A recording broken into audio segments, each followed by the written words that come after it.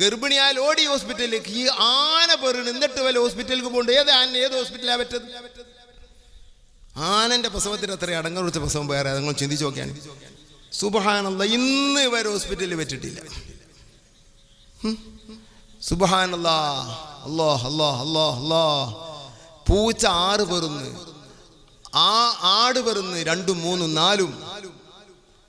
നായ 3 മാസം പെറുണ്. ഇന്ന് വരെ ഒരു ഹോസ്പിറ്റലിൽ വെച്ചിട്ടില്ല.